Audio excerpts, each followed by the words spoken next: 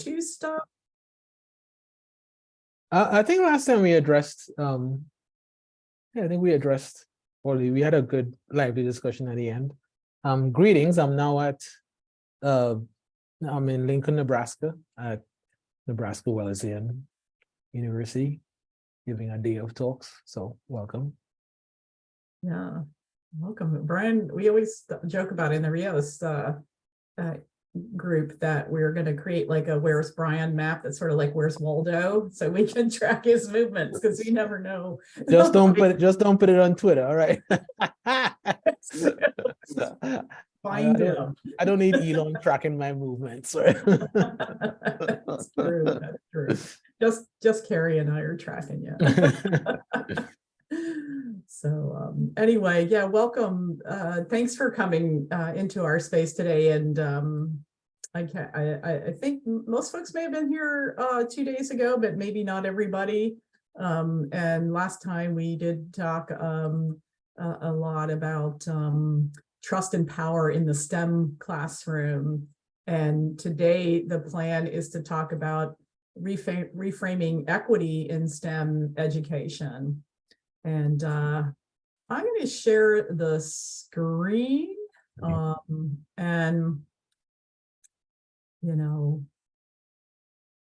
Bryan, if you want to jump in at any point, let me know. I put some slides in here. I actually made some edits not that long ago. Oh yeah, so I'm gonna have to guess what you said. Yeah, and just starting with this one, and maybe Bryan will chime in after I say some things. I think there's a lot of things about this image that have been said over the years, and it's pluses and minuses. And I sort of adapted this to thinking about it in an open education context a little bit. So today we're going to talk about like not just equity, but beyond equity. And in an open education context, and we're not going to just talk about open, but I am going to start with a little bit of thinking about that equity. I often think about OER, where we can give students free textbooks as one of the small little tiny minuscule things you can do towards equity and access. And so certainly, giving folks things that they need to be successful is the idea of equity. There's obviously a better way to define equity that we're going to get into a little bit. And that when I think about open pedagogy, I wonder if it's more about taking fences down and trying to move beyond equity. So that's kind of a broad thing here. And well, kind of, if I can jump in really quickly. So Craig Friel is a business professor at University of Cincinnati, I believe. And he wrote a pretty nice article in Medium a little while ago about how he came up with this. He basically drew this to explain equity to a friend. In fact, I think he drew it to explain equality, not equity. And I think the sort of viral moment was when, I don't know how it got into the hands of Jonathan Haidt, who's the NYU psych professor who wrote The Righteous Mind and The Coddling of the American Mind, and et cetera, et cetera. And he used it in a talk, and then, in the age of the interweb, right, it becomes explosive. And then what followed, as Karen hinted, is just the rabbit hole of perseveration on, but it should be this, but it should be that, but and I actually think, and even Craig would say this, I think all the critiques were legit. I mean, it's, I think that's maybe one of the blessings of being thus minded as a faculty member, is like you see the warts and you make it better, right? And one of the critiques was that the height was, an innate feature, was being used as a deficit, something that they can't change, and things like that. And so anyway, I mean, like Karen, I've used various versions of this. I have an essay in review right now based on this image. And one of the points I made in that essay is, with all due respect to the critiques, I wanted to focus on the basic premise that there is a good, right? In this case, the good is the viewing of the baseball game, and 3 individuals were unable to access that good. And when a solution was applied in diagrams, the second diagram coming from your left, it impacted the viewers in different ways. So the structure of the solution matters. right?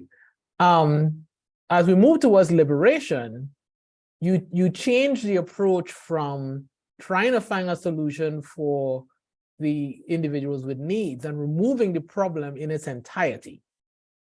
One of the reasons why I love this diagram for open pedagogy and open education is because, Karen, I would actually take this a step further and say, I envision a world where those three individuals are on the field playing the game and reshaping it to make it something new and different and even more beautiful than what it is now. That's where they always, right? This is not something you're a spectator of and you're passive to. This is not just a good that you access, is a good that becomes your own and you have agency to shape and reshape it. And that's the power of the open message. So thanks for opening with this, Karen. Yeah, no, thanks for that, Bryan. If I were an artist, I'd try to draw that in because it's really a brilliant description of thinking about what open pedagogy is about, being able to play the game, who's in the game. And maybe Mahabali would say, who wants to watch a baseball game anyway? Right? Like, who wants to eat the apple? There's that other image of apples. Or not just Maha. Things are like 9.5 hours long. I was gonna say it's not just who wants to watch the baseball game, but who even knows what the baseball game is what Maha argues. For sure. It's hard to make perfect metaphors, that's for sure. So anyway, there was a reading that I don't know that you all had a chance to read. And Edna Tan, who's one of the authors, and this quote actually isn't from the paper that we put up as a reading, but another one of her papers, sort of thinking about like what equity is, and thinking that when equity as inclusion are kind of looked at as the same thing, that it can be kind of problematic. And I know there's a lot of words here. Just want to say, as she's saying here, typical equity goals revolve around helping students to fit into larger systems as they're already constituted, without working to critique and transform the underlying power structures. And that's kind of what I want to talk about for a little bit here is our goal as STEM educators and equity. It's like, let's give everybody the same chance to be part of these oppressive STEM systems that we have, and you all have equal opportunity and equal tools and equal access or equitable access to those kinds of opportunities. But does that really transform anything? Is that really what the goal is? So she and others have talked about this guest-host relationship. If equity as inclusion is built on a guest-host relationship model where students are just guests in the classroom, they're expected to follow the dominant routines and practices. And marginalized students, even when they're positioned as a welcome guest, like, it's great, we're so happy to have you here, we want you to participate, we're going to give you lots of money, we're going to give you lots of resources, we're going to give you all the things that you need to be successful. So even if that is the case, they're still expected to sort of reconfigure themselves towards that majority culture. And that's what we're sort of taking on when we think a little bit about what do we mean when we're doing equity work. And so the paper that we put out there, which is about beyond equity and towards rightful presence. And this is a table that summarizes a lot of the key points in that paper. And I may not do the best job of trying to summarize a lot of very incredibly great and not always easy to articulate ideas. And Bryan will jump in and help me after I say a few things here. But the idea of, like, if we look at equity as inclusion, I'm extending a set of rights. You're in my classroom and I'm giving you these rights. Or equity in any context means that you can also, be part of our ball game, even if you don't want to play that ball game. We could even have another image after them all playing the ball game to let's tear the ball game down and build something different entirely. So inclusion, meaning we're extending those rights to you, and rightful presence, meaning that it's about thinking that political struggle is integral to disciplinary learning. The right to what they call reauthor rights, to give authority to students in even what happens in the classroom or what are the things that we're doing here. Inclusion's located in some abstract future where rightful presence is about thinking about rightfulness established through presence. And they talk about making visible the intersections and the justices and injustices present in the system. Burden sharing instead of the burden only on the folks that are othered. Culture of hospitality, you know, we want to create this hospitable environment and ethical commitment to have the guest host relationship work really well, but rightful presence would be about really disrupting that. And so one of the examples that they talk about in the paper is that the young boy, so they're using actually an example of a 12-year-old boy who is in a science center program on forensics. And it's a 12-year-old Black boy who's in this program, and he is it's a great program. There's good funding for it. They're doing cool stuff in forensic science. They're doing DNA fingerprinting. They have access to equipment. There's all the teachers being very good about engaging students. And then at one point, the teacher says something like, and so, you know, in all fairness, we're going to take our evidence and we're going to try to figure out who the criminal is by evaluating evidence. And to be fair, we're going to make sure that we look at the data and be really fair about this. And then the little boy, and this was taken from a real scenario, then the boy says, this is not hypothetical, this is a real thing. He just says, yeah, what in response to the idea that if we do everything fairly with all of our methods, we will find the criminal and everything will go well. And the boy says, not if you're Black. If you're Black, you'll go to prison. He says, you'll be convicted no matter what if you're Black. And so in that instance, the teacher is like, you know, not just shutting it down, like, be quiet, go to the back of the room, but trying to be nice, like, oh yeah, that's an important point. He smiles at the kid and says, but you know, the science classroom, that's a great conversation, but this isn't really the time to have that conversation. That was basically what was communicated. And what they're saying in this paper is that is the time to have the conversation, that is the way that we teach science, that actually having the student have the right and the authority to determine what we're going to talk about in this classroom, to think about the justices and injustices in the criminal justice system, in how forensic science is done. You have the opportunity to talk about forensics as having a lot of disparities in terms of how Blackness shows up in the data. And some might say, well, he's only 12, we're not going to do that. But in fact, there's a lot of great opportunities even at that age, and certainly in higher ed classrooms. We often do that within our science classes, where we say, this isn't really the place to do that, where we could take the opportunity to disrupt what's happening there. And again, it's not just me as teacher saying, oh, now we're going to talk about criminal injustice, but me as teacher hearing the words of one of my students and say, why don't you lead that conversation? You're the one that has perhaps lived experience with this, and maybe I don't. And I want you to tell us where we should take this conversation next. That's, I think, what they're talking about here a little bit more. And maybe Bryan has a little bit more to add in that. Yeah, well, the only thing I'll add, Karen, is that, I mean, I think you explained it, you know, pretty clearly.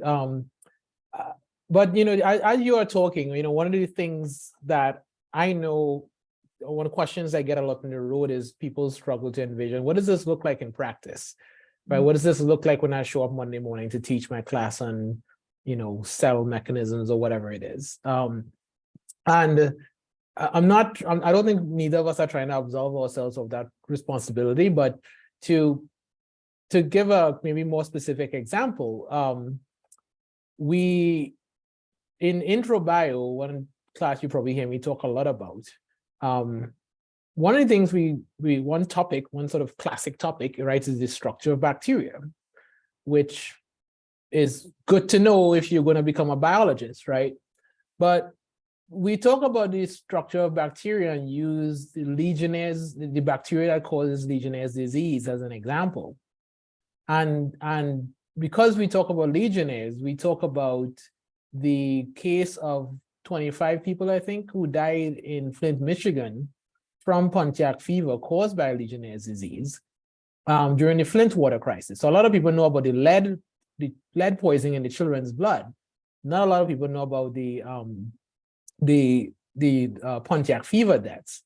And knowing about that brings up all sorts of stuff, because one of the things with Legionnaire's disease is that the bacteria thrives in standing water. So one of the reasons why it's not a thing in most places is because the water in pipes that serve your house is constantly moving, right? It's being used. One of the reasons why there was a lot of standing water in the pipes in Flint is because there was a lot of people who left Flint because of the economic conditions. And so the water that was being drawn from the pipes were the same diameter or whatever. So the water being drawn was less, thus leading to a lot of standing water situations. So this simple thing, and it's not simple, but this thing actually connected to a whole lot of political and social dynamics that we can talk about, because the bacteria doesn't exist in isolation, right? And so by putting this kind of to the class to talk about not just in terms of its biological content, right? We can bring up issues of justice. We can bring up issues of power. We can have students talk about their personal interactions with water and poverty and power and politics, etc. That's just kind of something that has come up from an intro bio classroom. So I thought I would submit that just to ground a little bit of what you've been hearing. Yeah, I think that's really some really excellent addition to what I'm trying to say here. And for me, I think about, like, you know, and I've been talking about this and thinking about this for a while, like, how can our classrooms really be places where we're disrupting systemic injustices and, you know, starting with pointing them out, but allowing, you know, our students in the class to drive that discussion, to think about what might we do next about that. Maybe what we're going to do next in this forensic science class is a whole different thing. You know, so that's kind of the idea here. So, and again, this is a quote from the paper, like, again, thinking about inclusion and equity as the extension of rights. If we only extend rights without attending to the political struggle to re-author rights, is insufficient for disrupting this guest host power dynamics. And this limits our possibilities for justice-oriented social change in the here and now and possible futures. And again, what this is driving at is that not just, oh, this would be good for us to have a political discussion in the classroom, but that kind of, what does it mean to teach science? What does it mean to teach forensics or any other science? Means that allowing those people that are in the classroom to help decide and determine and drive what's going to happen in that change, what's going to happen in that classroom, gives us those possibilities for justice-oriented social change. And that, I imagine, like, how powerful our classrooms could be. And so in the world, to sort of bring this back a little bit to open education and some of the things that you may have seen talked about before. And again, I want to start with saying, I don't think open education is any panacea for this. It's sort of like the one tool that I come to when I kind of think about what is it that we can do to allow the students, or help, I even hate the word allow, but to help provide an environment for the students to play the game and change the game. And these principles that have been laid out by Sarah Lambert, and then sort of espoused upon by Maha Bali, Catherine Cronin, and Rajiv Jangiani, the idea of redistributive justice or economic justice, where you get free resources like textbooks, cultural justice, or recognitive, like inclusion of images and case studies and whatnot that include other marginalized groups that aren't normally appearing in our books. Well, there's a lot of work going on around this right now. There's a big project at Massachusetts, the redesigning OER for cultural inclusivity. There's a project in California. And I'm not saying that work is not good. I'm just saying, how far does it go, right? It's still about having a guest host relationship, extending rights for others to be able to just play the games, and not really about disrupting systems so much. And the third piece, though, about political justice, you know, where we're talking about the self-determination of marginalized people and groups to speak for themselves and not have their stories told by others. Like having the opportunity for students to do this, and especially in higher ed classrooms, like that example was about like a 12 to 15-year-old group of children, like why would our higher education students not have more opportunities for this? And this is just an example of cultural justice where you can change images in a textbook where you have a white woman wearing high heels and using she, her pronouns to an example where you may have they, them pronouns and changing the name and having a person of color wearing heels. So there are just some small shifts that we can make towards cultural justice. But political justice is about having the ability to participate in democratic decision-making about one's own fate and circumstances. And so when we think about like how does this translate for me? I'm just a genetics teacher, or I'm just an ecology teacher, or whatever. Like, how am I supposed to be doing that? And I think that these kinds of resources and these papers that are written by folks like Edna Tan and her colleagues help us get to thinking about that. And again, that's where I feel like open educational practices, not all of them, but open pedagogical approaches that really allow students to put forth their own epistemic stance on something. Maybe it's about creating an OER. And I'm not saying all of the students in this class did that all of the time, but having them have the opportunity to, what do you envision? What do you want to create? What do you want to write? How do you want to edit it? How do you want to license it? Like everything up for grabs so that those students that are participants in that space are sort of driving what's going on. And I know, like, especially for us as STEM instructors, you're like, what the heck? They might write about crazy stuff. They might write about things that aren't true. They might write about things that are alternative facts. They might write about creationism. They might write, and so I still think having the opportunity to grapple with alternative ways of thinking about how even science is done is important, because I think, and we've talked about this last time too, like the mistrust of scientists by the general public is something that we tend to ignore, and that we're not really thinking about how is it that we have lost that trust? Why have we lost that trust? What are we actually doing to rebuild it, other than saying, yeah, but what we do is right. Yeah, but what we do is good. Yeah, but that's, and we're not confronting that more directly.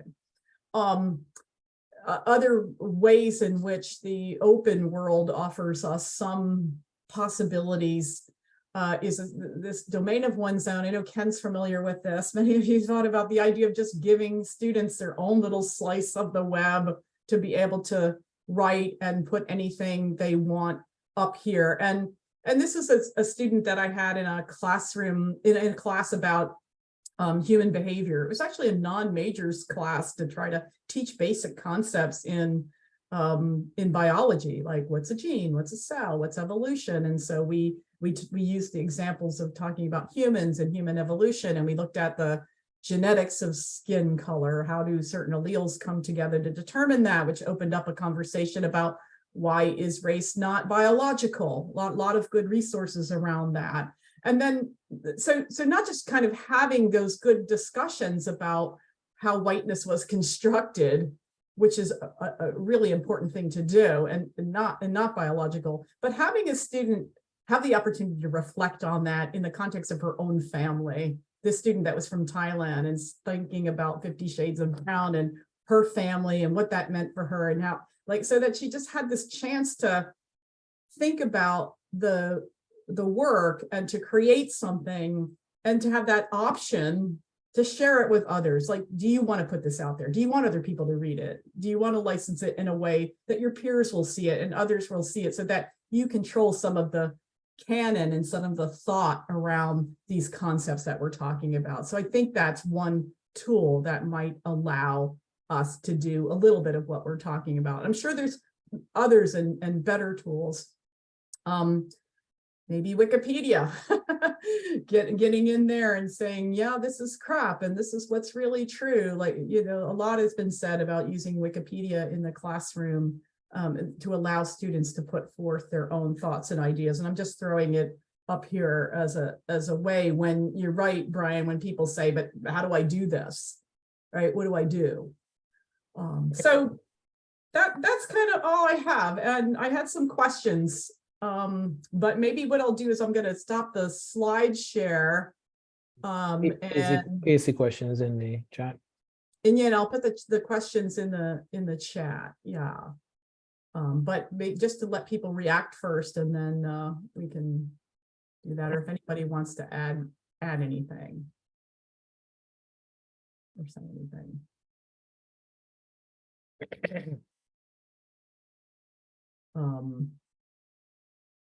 So here's the questions in the chat here. Karen, Mhm. the 50 Shades of Brown student. Sorry, I forgot their name. Was that a student that you taught? Yeah, she was in a class of mine that was a non-majors class. Can you talk a little bit about it, to the extent you have this information, what writing that post and kind of reflecting on that topic in the way that they did for her, I don't know if her was it, but did for them psychologically? It's a good question. I feel like that student definitely so much appreciated the opportunity to just be able to write whatever she wanted to write, to be able to have the sense of, I can put something up in this web space and I'm not going to get a bad grade on it if it's not the right thing. I have that sort of not just freedom to do what I want, but that sort of opportunity to be heard by others. And it's a few years back now. I remembered that she was like, because she felt really good about what she wrote, and other students were reading and commenting and saying, this is great, and I really trying to hear you. I don't even know the extent to what the other students in the classroom may have learned from it, but they were giving each other a lot of appreciation that it empowered her to do even more writing. So that, at least in that context, I don't know that we disrupted systemic inequities on a large scale, but maybe we were doing a little bit of that. I don't know. Well, a couple of things to that point. One is, not every single thing, not every single activity, every single minute activity needs to, in and of itself, disrupt systemic inequity. And I think a lot about Jarvis Given's book, Fugitive Pedagogy, came out last year, and he talks about the dream of Black teachers in the 20s and 30s, wasn't, everything didn't have to be about anti-racism. They just wanted a place to protect their students from the white gaze, the constant white gaze, where they could sit and dream about what a beautiful world could look like, right? So sometimes the disruption is the creation of a space where that dreaming can happen. And there's a sense in which, without having read the blog, right, like, which connects to my second point, is having done now a couple of ethnographies, which is a qualitative method to kind of interrogate a particular topic, that giving yourself time to reflect and provide clarity to how you've navigated aspects of your life, like, it's a really powerful thing, because we do live in a world where you generally don't get that time, or you're not encouraged to give yourself that time. And I like, just as a pedagogical strategy, and I know Ken gave an example earlier of deliberately building that into the the curriculum, right? So, and not just as an open thing. I'm with everything you said, Karen, but also just as a cognitive thing, like, to give somebody the space to understand, like, make sense of what life has been thus far, and what does that then open up when that space is given. I get it a little bit when I give the assignment, This I Believe, which I know you've heard me talk about at the beginning of the semester, because the prompt is describe the values that shape your deepest passions. And so they talk about family, they talk about their pain, they talk about triumphs, they talk about, so I just wanted to add that in there, because I think that I think that there's just so many different levels of value to that kind of project. Rissa, could you Could you expand on that? The rightful presence stuff. The 4-year professors don't. Oh, what I was saying for the rightful presence is I need the ability to construct classes that are driven entirely by the learning needs of my students in that particular class. But the constraints that I feel as a community college professor are both not just felt, but administratively forced to uphold. Are not, I have noticed, are not ones that folks who have tenure always, or are tenure track, always understand very well. You know, just like, hey, modify your class, do what, well, no. I mean, yes and no. There Yeah, are ways to hack the right. system, but there's not a lot of room for, let me entirely upend the system in every way I possibly can. And I know this because the admin eventually come to you and say, yeah, do you still like your job? Because if you still like your job, you're going to comply with these things that we have said are important. And so, Speaking of disrupting power, right? That's Yeah. right. on the And so schedule. that's where that, I mean, that's part of the hacking process. I mean, I've done this enough to understand that's where that hacking question came from, is that I've done this long enough to understand Yeah. what I want to envision and know that I cannot get there as in my community college as it is right now. Well, Rissa, you're bringing up a really important point that I want to elevate a little bit, and I will confess that I've struggled to talk about it because I don't want to be irresponsible, right? I don't want to ask people, you know, everybody has to make a personal decision as to what risks they're willing to take personally, professionally. And, you know, oh, by the way, you know, it's one of the dark sides of capitalism is that the way incentive structures are set up, you end up being so umbilically tied to it that then a lot of your life decisions, you know, values be damned, you kind of have to make because you're tied to a mortgage, you're tied to a loan, you're tied to, you know, a lifestyle or whatever. So, you know, I remember in my assistant professor days, getting warnings from all sides of, you know, just focus on tenure, do the things they tell you need for tenure. And my family and I made the deliberate decision to rent until tenure because we didn't want to change what we were doing professionally. And we wanted to be in a position that if, for whatever reason, the institution didn't support what we were doing, we can move on without being tied to a mortgage. But I can't ethically go around the country and tell people like, you know, just throw a middle finger up and keep doing you know, down with the man, right? You know, I mean, you know, my situation, I'm in Florida, right? Like, I mean, people ask me on a daily basis, like I'm a hurricane victim or something, like, how's it going? Like, are you gonna stay? I'm like, it's not easy to just leave, you know? But and you know, Karen knows like why I'm staying, and I feel sort of ethically obliged to stay there and defend the work, and so that's my official position. But I have, you know, I have colleagues who left, many of them, right? Specifically for that reason, and it's not my place to tell people what they can and can't do. And so I hear you, Ressa, like, you know, you might be the one to stay and find a way to hack in between in spite of what they're telling you. But I'm sure you know many others who, when that, you know, paper trail starts coming down the email chain, they climb up and say, well, look, man, you know, revolution doesn't work at a grocery store, right? So you got it. I figured you knew something about this because and it's not that I'm not willing to be like, well, screw that, but also what does that there's a real acknowledgement of what does that buy in the end. You know, you were talking about using language that bridges, because everyone needs to be able to have the ability to communicate about these things. And if you don't stay at the table and you just say, well, screw you, I'm going to flip over the table and leave, which is certainly a stance. And I can applaud that stance in some ways.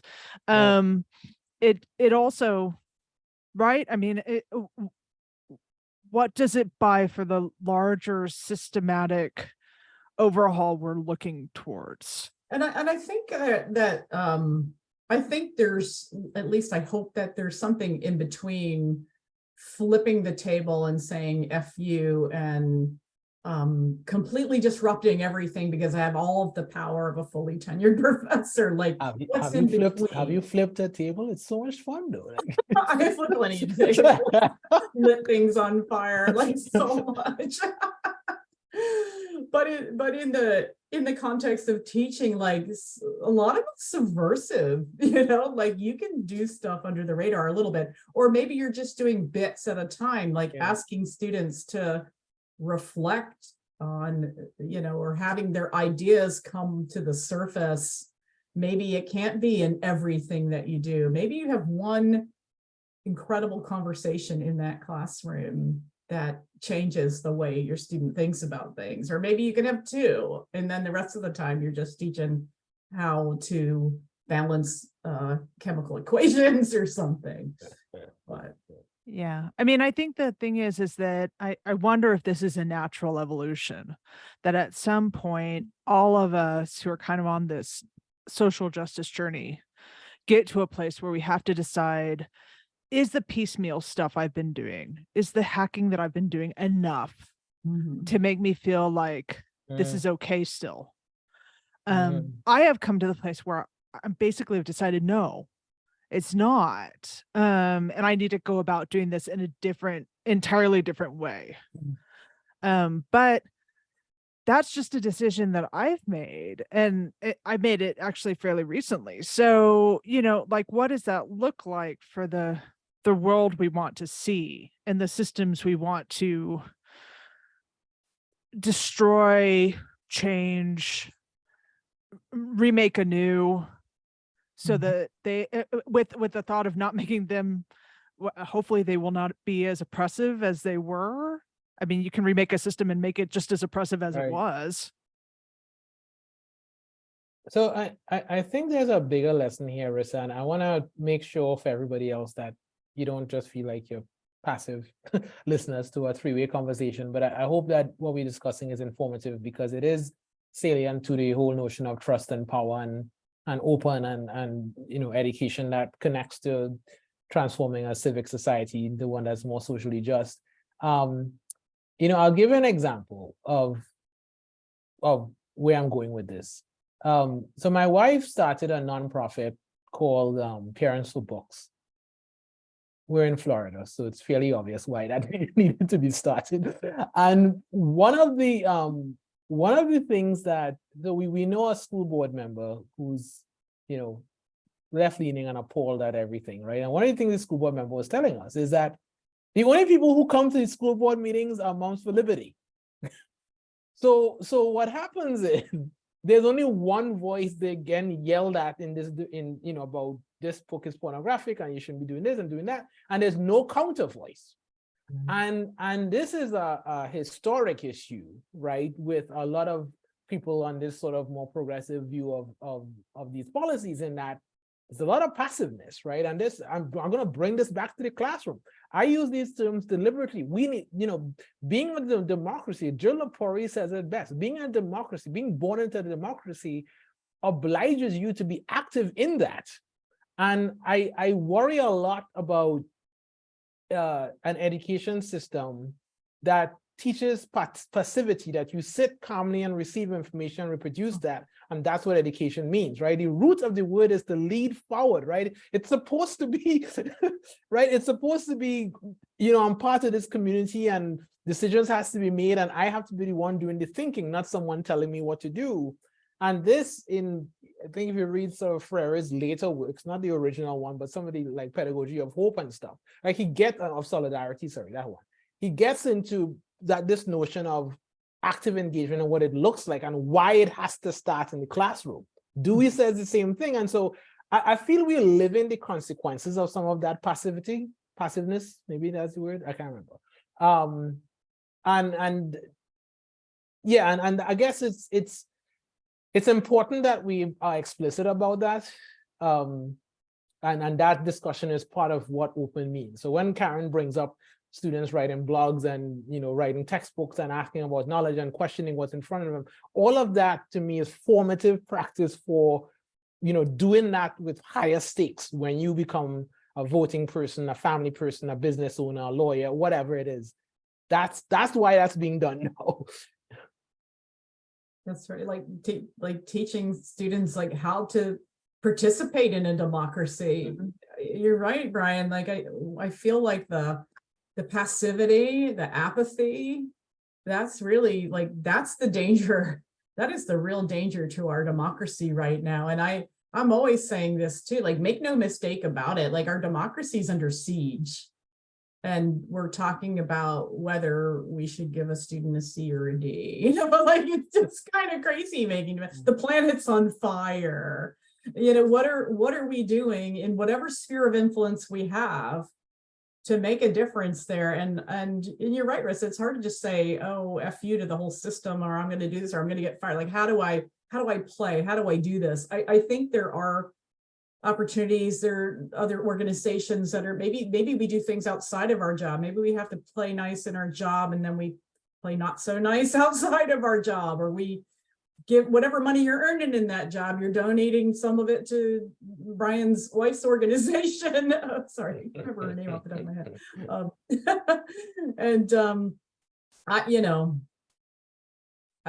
I wish others that were in this space would feel like it's okay for them to speak too, if they want to jump in. I'll say one quick thing before they jump in. That's why it's important that those of us, and I'm going to put myself in this category, who've managed to take some risks and be successful through taking those risks to a point now where I have a little bit of a national stage and a little bit of a profile and a lot more power than I did, say, 8 years ago, to use it in ways that are positive, that I can say things that others can't say because they are under more restrictions. Like, there's some responsibility that comes with having that privilege, and I try to use that as responsibly as I can, but it's a message to others if and when that platform gets to your door, that's part of how we respond to this, right?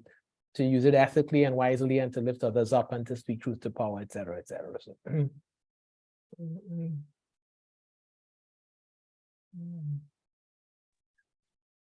Anna. Hi, Anna. Hi. Rissa, I totally hear you, community college professor too. And and on top of it, I teach in a really conservative community. And I really struggle with that too, because I do try to use my tenure status and I don't know, the reputation that I have as a leftist and to affect some change, but it's exhausting. Like last semester in a committee, we were working on a policy, and the policy starts out like it comes from the state and it says this needs to be an equitable policy, and it was about students' ability to change a grade, and then everything in the policy is literally not equitable. Like the process isn't, the whole like nothing. It's like basically stacked against a student trying to challenge a grade on every level. So I pointed that out pretty calmly, just saying, how there's this disconnect, and like everybody just dumped down my throat. I was trying to make everybody more work. There were a couple of white guys that are considered woke and progressive who were just like, I'm not on the side of the faculty. And I stood my ground, and we ended up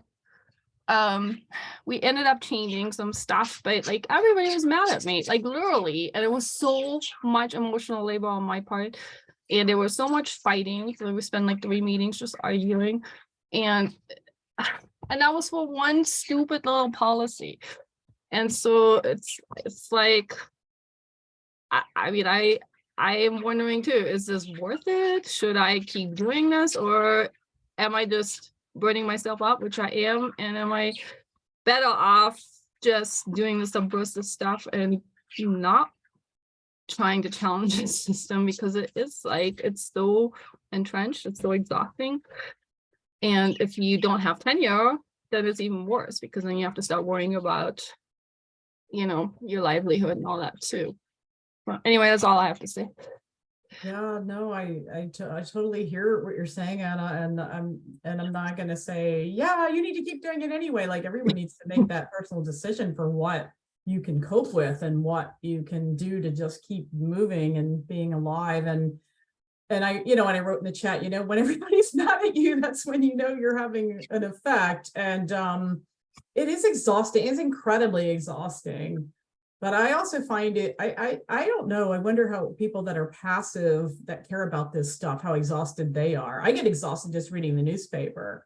I get exhausted just hearing about the legislation in Florida. Like, it's all exhausting. Try living there. I know, exactly.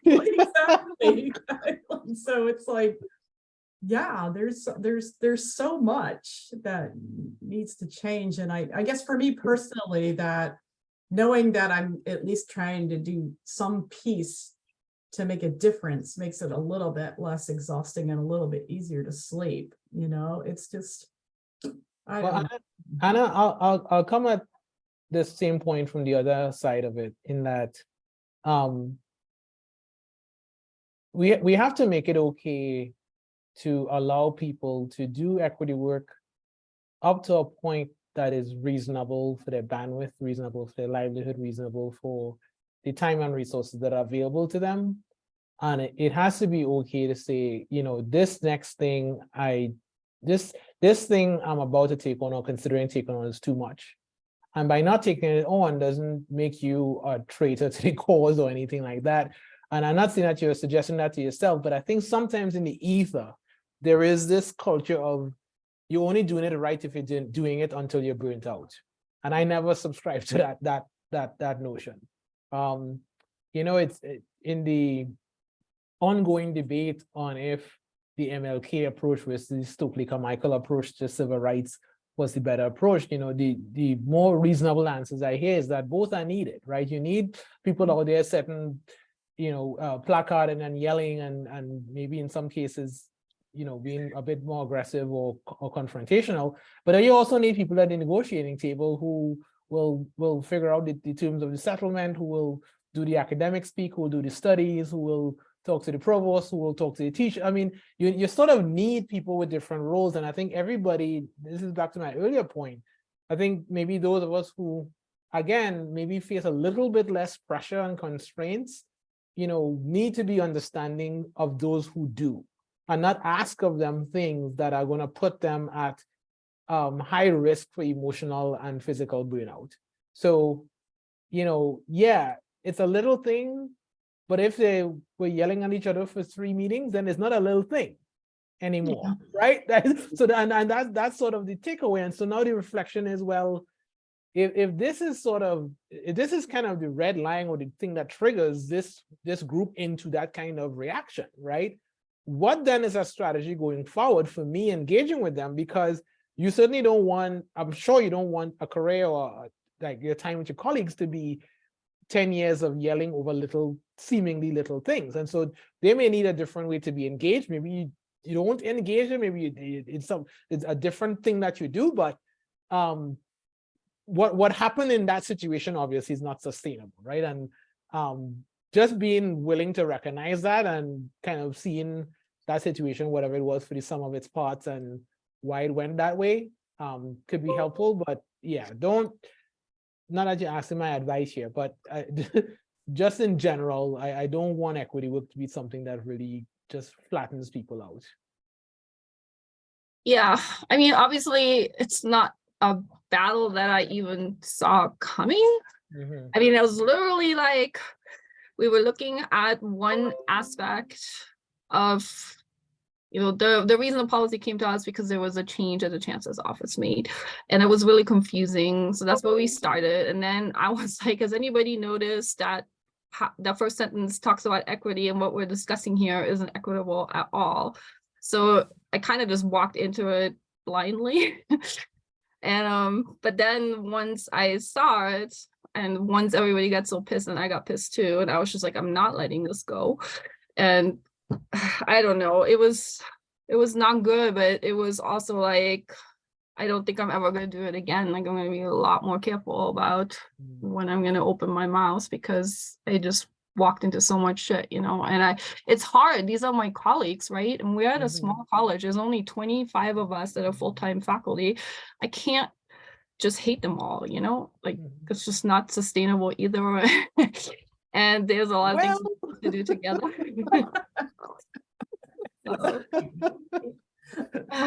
It's hard. I don't know. I haven't figured out the way, but I appreciate you letting me vent a little. No problem, man. Sending love. I'm wondering if others want to chime in that haven't had a chance, or just kind of moving back to the questions that I put in the chat a while ago, that first question, maybe that question is about if you could, not if you can't, not right, but if you could, what would you do to help create rightful presence in your STEM classroom? If you didn't have the barriers in the way, what would we do? What could we do? What would it look like? Besides some of the open tools, you know, maybe there's other stuff.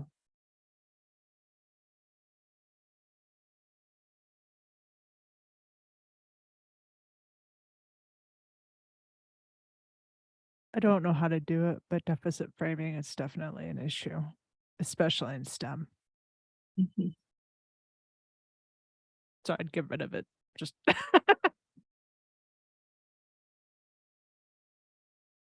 Because I think we don't even know how to imagine it. Like we're so we have so many barriers that we haven't even had a chance to think about what would you paint education to look like if you could do it? Well, it's I mean, I struggle with it too, because I do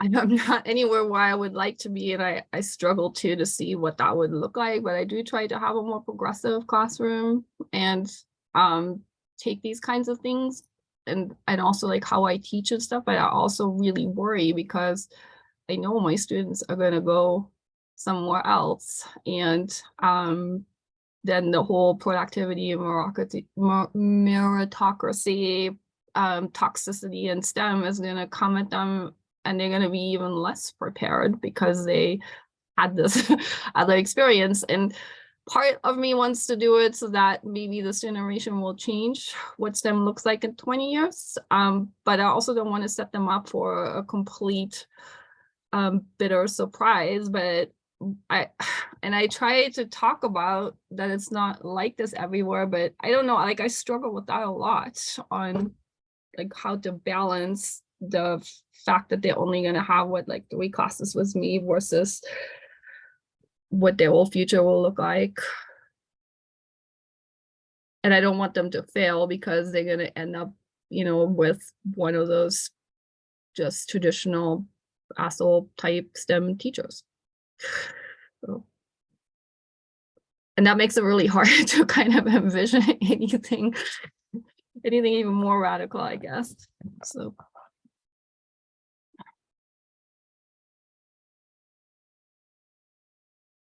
I don't know if Meg or Donna or Courtney want to speak. Maybe not, maybe not. I can talk a little bit. I don't teach STEM, but I have 3 daughters that are in engineering, and they have one attended Madison in Wisconsin. The other 2 were at MSOE and encountered lots of inequities, as you might guess. So STEM is near and dear to my heart in terms of my own experience with my kids, but also because I work with faculty every day, and it's an important issue for me. And I wish there were more STEM faculty like you all, because it was not a good experience for them, but they went through it and got through it. But I think some of that is their own stick-to-itiveness, and they had a mother who said, they're an idiot. Let's see if we can find some other resources for you. Wow. And I would go find them other resources. Thanks for doing that. Thanks for recognizing the idiocy and some of the, I think Courtney, did you unmute to make a comment? I didn't unmute yet. So I've so I've just been kind of following along a little bit. But it's for me, it's the idea of that, like kind of like what Anna said, it shouldn't just be one class, it should be throughout. But I think, and I said it on Twitter yesterday, where it was like, I think the people who are willing to put in the time in this and see it aren't given an opportunity to teach beyond intro level. And so, and we don't have support in figuring out how to do that. And so they leave and nobody else ever sees them. Like the research professors never see them. We're not involved in making decisions about departmental culture to even open that conversation. Like that's, I know, like, and because it starts with everything, right? It starts with hiring. It's not just in the classroom. It starts with like hiring and like the priorities of the department. And it's like, I'm not included in those conversations. I never know what's happening until they show up for the first day. Right. So, in a classroom, I think, yes, even in one class, it's okay. Because if you can get somebody to feel confident in their knowledge of the field, right? Like Donna with like, it's like your professor's an idiot. Like if you're like, no, I know this content, or I know I can figure this out, and it's you, not me, that helps. But it's a question of like, how small does the class need to be for that to be the student response, other than it's a fluke, right? So, I don't know.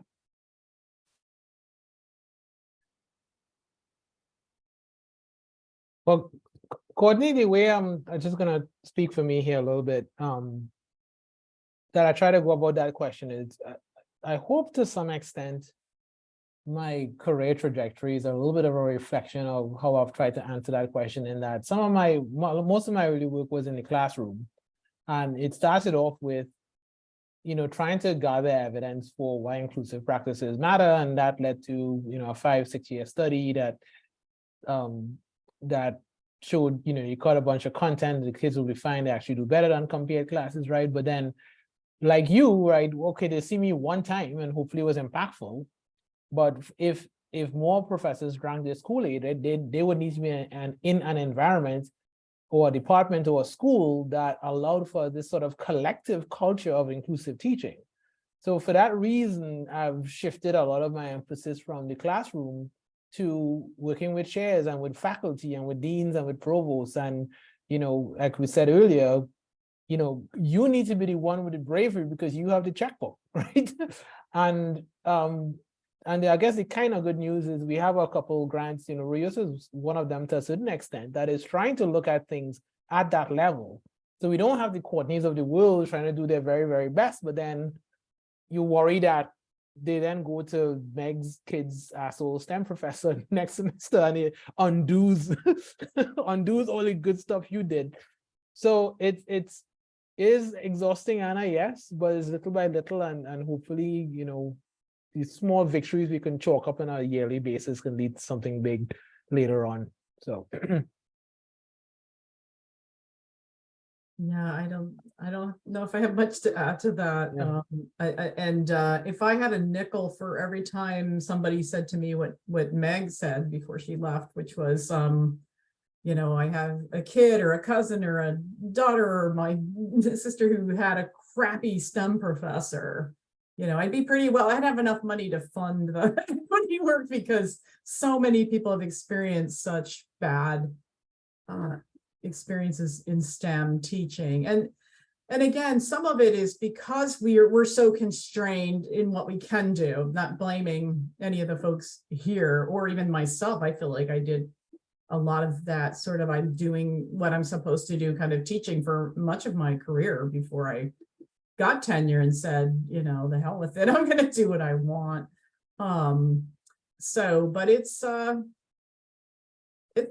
challenge. I think it's such a chicken and egg thing, right? Like, how do we teach inside these dysfunctional systems? Well, we have to change the systems. Well, how do we change, how do we change this? So you're kind of around and around and around and around and around. And I feel like, again, to the extent that we can be somewhat creative and subversive in the context that we have, that's most of what we can do.